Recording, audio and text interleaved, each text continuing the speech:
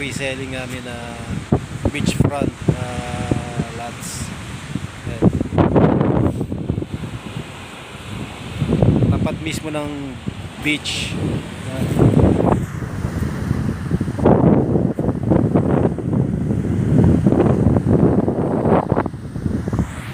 So dito mismo yung property. Yan.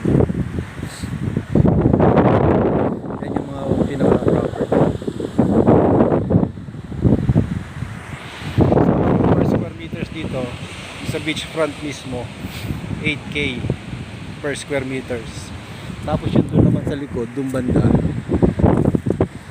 sa likod na 5K per square meters.